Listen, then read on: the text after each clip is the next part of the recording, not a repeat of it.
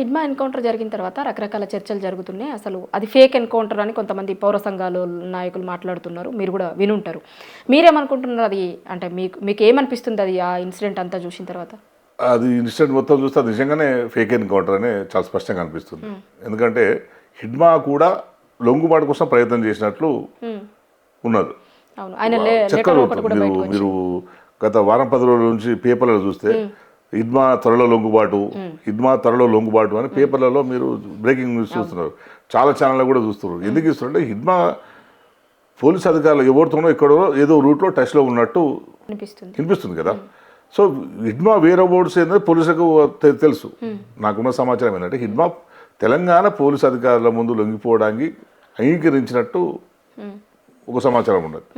So దాన్ని ఎక్కడో leak కావడం వలన ఎన్కౌంటర్ జరిగింది. బహుశా సెంట్రల్ ఇంటెలిజెన్స్ సహకారంతో ఆయన పికప్ చేసి చంపేశారు అనేది చాలా స్పష్టంగా అనిపిస్తుంది. దీనిలో ఇంకోటి కూడా జరుగుతుంది. ఇప్పుడు లొంగిపోతే బీజేపీ పాలిత రాష్ట్రాల్లో లొంగిపోవాలనే ఒక సిద్ధాంతాన్ని బీజేపీ కేంద్ర ప్రభుత్వం పెట్టినట్టు కూడా మనకు అర్థమవుతుంది. ఎందుకంటే పోటీ పడుతున్నాయి నక్సల్స్ని ఎన్కౌంటర్ చేయడం కానీ లేదంటే లొంగ తీసుకోవడంలో కానీ. వీళ్ళు పోటీపడి లొంగ తీసుకుంటే ఈ క్రెడిట్ అంతా మావోయిజాన్ని మేము అంతం చేసినామని ఒక క్రెడిట్ సంపాదించాలని చెప్పి బీజేపీ ప్రభుత్వం వైపు కాంగ్రెస్ పాలిత ప్రభుత్వాలు ఒకవైపు ప్రయత్నం చేస్తున్నాయి. ఆ ప్రయత్నాల్లో భాగంగానే బహుశా ఈ ఎన్కౌంటర్ జరిగింది. ఆ మిస్కమ్యూనికేషనా లేదా ఉద్దేశపూర్వకంగా ఇక్కడ ఉన్న అధికారులు హిడ్మా సమాచారాన్ని లీక్ చేసినరా తెలియదు, కానీ హిడ్మాన్ అయితే పట్టుకొని చంపిన అనేది చాలా స్పష్టంగా అర్థమవుతుంది. ఎందుకంటే తెలంగాణలో లొంగిపోవాలనుకున్న వ్యక్తి నీకు మారేడుమిల్లికి ఎందుకు పోతాడు? నీకు రావాలనుకుంటే నీకు సుక్మా జిల్లా నుంచి భద్రాచలం నుంచి నీకు వేరే ఇక తెలంగాణకి ఎంట్రీ కావచ్చు. అక్కడ కాకపోతే ఇంకా నీకు ఏటూరు నాగర్ నుంచి అయినా ఎంట్రీ కావచ్చు. కానీ అటు నుంచి నువ్వు మారేడుమిల్లు వెళ్ళి మారేడుమిల్లు నుంచి నువ్వు రాజమండ్రి నుంచి ఎట్లా రాగలుగుతాడు? సో ఇదంతా ఫేక్ అనేది దీన్ని బట్టి మనకు అర్థమవుతుంది. ఇప్పుడు ఆయన ఫేస్ మీద ఉన్న గాయాలు అవన్నీ చూస్తే కూడా చిత్రహింసలు పెట్టి ఉంటారు అనేది కూడా అనిపిస్తుంది. ఇంకోటి ఏంటంటే ప్రభుత్వం ఏంటంటే అసలు అమానవీయంగానే ఉన్నది. చూస్తున్నాం కదా, వీడియో చూస్తున్నాం. ఒక హిడ్మా లాంటి వాళ్ళు ఎన్కౌంటర్ జరిగితే పోలీసు బేస్ క్యాంపులలో ఆనందోత్సవాలు చేసుకున్న వీడియోలు పెట్టి డ్యాన్సులు చేస్తున్నారు. అంటే మీరు ఎవరి మీద ఫైట్ చేస్తున్నారు? వీళ్ళు దేశ పౌరులే కదా. ఇదే దేశాన్ని నాశనం చేయడానికో ఈ దేశాన్ని కబ్జా చేయడానికో ఈ దేశాన్ని హస్తగతం చేసుకోవడానికి వాళ్ళు ఫైట్ చేస్తలేరు. ఈ దేశంలో మార్పు రావాలని వాళ్ళు కొట్లాడుతున్నారు. ఈ దేశంలో ఉన్న సమస్యల కొట్లాడుతున్నారు వాళ్ళు.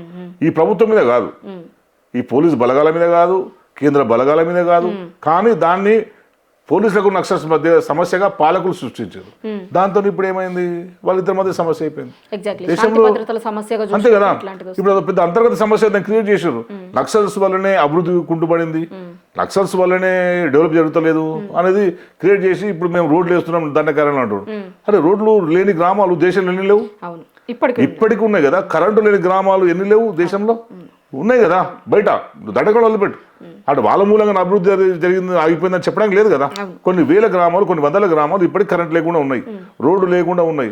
నువ్వు అవన్నీ చూసుకోకుండా ఓన్లీ దండకారణలో మాత్రమే రోడ్లు వేస్తలేము, దండకారణలో మాత్రమే స్కూల్ పెట్టలేకపోతున్నాం వాళ్ళ అని చెప్పడం అనేది పక్క అబద్ధం.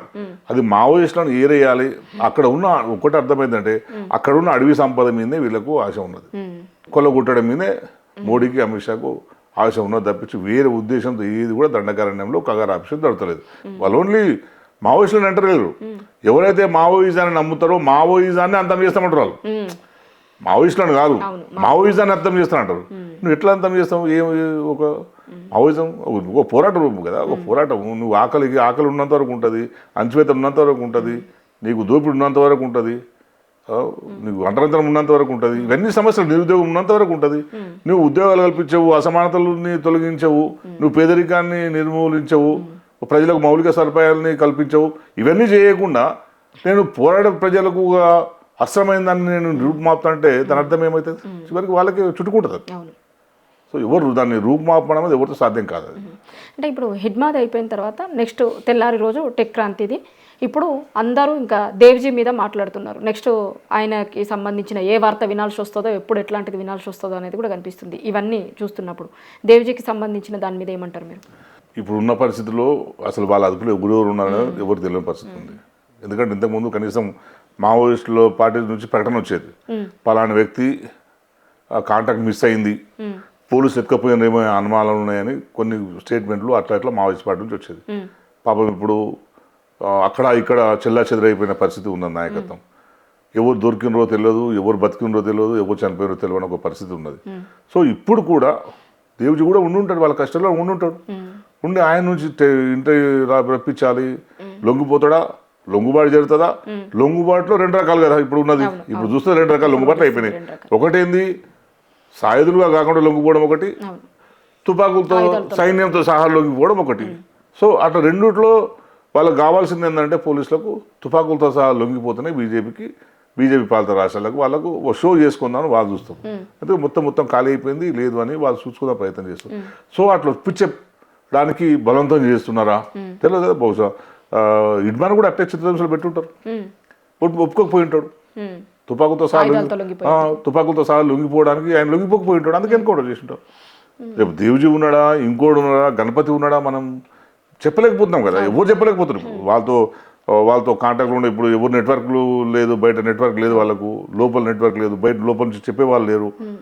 సో ఒక అనుచిత పరిస్థితి అయితే ఉన్నది కనుక మనం ఏంటంటే ఈ కేంద్ర ప్రభుత్వం కానీ అధికారులు కానీ ఇప్పుడు మీకు కావాల్సింది ఏంది, సాయుధ పోరాటం ఉండొద్దనే కదా బీజేపీ పాలకులు కోరుతున్నారు.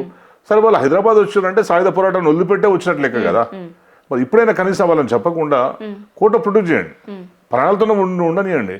ఇప్పుడు వాళ్ళేమి విదేశీ కుట్రలు చేసి ప్రభుత్వాన్ని కూర్చోవడం ప్రయత్నం చేయలేరు. వాళ్ళ కంట్రిబ్యూషన్ ఉన్నది ఈ దేశంలో, ఈ రాష్ట్రంలో వాళ్ళ కంట్రిబ్యూషన్ ఉన్నది. నువ్వు తెలంగాణలో ఏ పల్లెకి పోయి అడిగినా సరే నక్సలైట్లు అంటే ఒక దేవుళ్ళకి చూసే పరిస్థితి ఉన్నది. నక్సలైట్లు అంటే అరే మా ఇంట్లో చూసే పరిస్థితి తెలంగాణలో చాలా పల్లెల్లో ఉన్నది.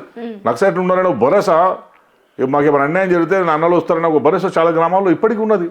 సో వాళ్ళ పట్ల కొంచెం గౌరవం అంటే కనీసం ప్రాణాలు చేయకండి, వాళ్ళను కోర్టు ప్రొడ్యూస్ చేయండి అని చెప్పి మనందరూ అప్పీల్ చేయాల్సిన అవసరం అయితే ఉన్నది. కానీ హిడ్మా లాంటి నాయకుల విషయంలో వినిపిస్తుంది ఏంటంటే నిన్న నుంచి ఎన్కౌంటర్ జరిగిన తర్వాత పోరాటం చేసే వాళ్ళు ఇట్లాంటి వాళ్ళు ఉన్నప్పుడు లోపల ఉన్నప్పుడు దేన్నైతే నమ్ముకున్నారో ఇప్పుడు అక్కడ ఉండే పరిస్థితి లేదు కాబట్టి వీళ్ళు బయటకు వస్తున్నారు. కానీ ఆ పోరాటాన్ని బయట కూడా చేస్తారేమో అనే అనుమానంతోనే ఇట్లా ఎన్కౌంటర్లు చేస్తున్నారు అనేది కూడా ఒక మేజర్గా వినిపిస్తుంది నిన్నటి నుంచి. ఆ పోరాటం ఉంటుంది కదా, నువ్వు రూపం మారవచ్చు. నువ్వు సాయుధ పోరాటం వద్దంటారు తప్పించి వాళ్ళు ఎవరు చెప్పడానికి ఏ పోరాటం చేసుకుంటారు, ఏ రకమైన పోరాటం చేసుకుంటారు. ప్రజాస్వామ్యయుతంగానే ఇక్కడ ఏదైతే సూట్ అవుతుందో దానికి అనుగుణంగానే రాజ్యాంగ పరిధిలోనే వాళ్ళు పోరాటం చేస్తారు. తప్పేముంది, ఆ హక్కు కదా అది, ప్రతి ఒక్కరికి హక్కు అది. నువ్వు దాన్ని కూడా నువ్వు భయపడతా అంటే అర్థమైంది కదా. అంటే నువ్వు పోరాటం అదే చెప్తున్నా, పోరాటం చేసే ప్రతి ఒక్కరికి వీళ్ళు భయపడుతున్నారు అర్థం. ఒక నిజాయితీగా పోరాటం చేసేవాడికి వీళ్ళు భయపడతారు. లోపల రాజీ పడేటోళ్ళకు, వాళ్ళతో లోపాయికారిగా పనిచేసే వాళ్ళకు నీకు పోరాటం చేసుకోవచ్చు, వాళ్ళకు అన్ని పర్మిషన్లు ఉంటాయి. కానీ ఏ రాజీ లేకుండా నిజాయితీగా పనిచేసేందుకు నీకు ఏ అనుమతి ఉండదా, చేసుకోవద్దు. ఈ దేశంలో మన అంబేద్కర్ కల్పించిన రాజ్యాంగంలో నువ్వు ఏముంది, ప్రతి ఒక్కరు కూడా మాట్లాడే స్వేచ్ఛ ఉన్నది, ప్రతి ఒక్కరు కూడా పోరాడే స్వేచ్ఛ ఉన్నది, ప్రశ్నించే హక్కు ఉన్నది ప్రతి ఒక్కరికి. నువ్వు ప్రశ్నించొద్దు. హిడ్మా తుపాకులు మీరే చెప్పారు కదా, తుపాకులు వదిలిపెట్టి రండి అని మీరే చెప్పారు కదా. మరి తుపాకులు పెట్టి వదిలిపెట్టిన తర్వాత ఇంకా నీకు మళ్ళీ ఇంకా భయం, తుపాకులు వదిలిపెడితే కూడా మనసుతో కూడా భయం ఉంటే ఎట్లయితే మరి ఇక ఉండొద్దా? ఈ దేశంలో ప్రశ్నించేవాడు ఉండొద్దా, ప్రజలను చైతన్యం చేసే వాళ్ళు ఉండొద్దా? సో ప్రతిదానికి భయపడుతూ పోతున్నా అర్థమవుతుంది కదా. ఓకే అండి, థ్యాంక్ యూ సార్.